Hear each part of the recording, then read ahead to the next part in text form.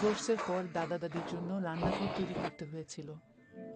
আমার ঠাকুমার মেজাজ খারাপ ছিল, ভাঙা রান্নাঘরের ধোঁয়ায় কাশছিলেন। আমার প্রিয় দাদি, আমি সত্যিই এটা করতে পারছি না।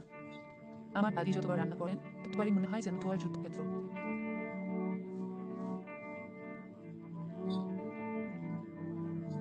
রান্নাঘরে অনেক সমস্যা আছে।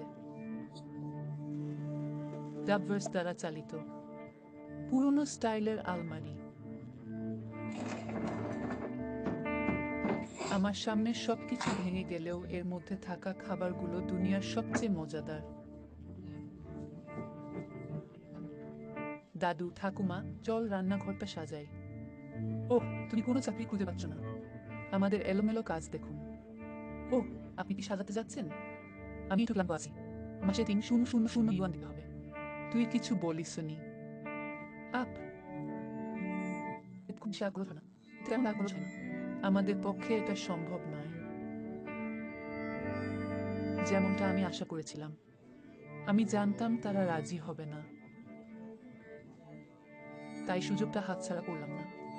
ডাবভার্স দ্বারা চালিত। আমি সরাসরি রান্নাঘরটা ভেঙে ফেলতে যাচ্ছিলাম। তাদের আগে আসা, আগে পাবেন নীতিতে দিন। এ সময় তাদের রাজি না হলেও রাজি হতে হবে। আমি জানি না গত মাসে আমি যে ৪,০০০ ইউয়ান উপার্জন করেছি তা কি রান্নাঘর বানানোর জন্য যথেষ্ট হবে। এই ক্যাবিনেটে অনেক জগা খিচুড়ি আছে, আর তেলাপোকা খুব বেশি হয়ে গেছে। ওহ, প্রচুর কাঠ আছে। এই ভাঙা ক্যাবিনেটটা সরিয়ে ফেলে দিতে হবে। দাদু আর ঠাকুমা একেবারে আলাদা হয়ে যাবে।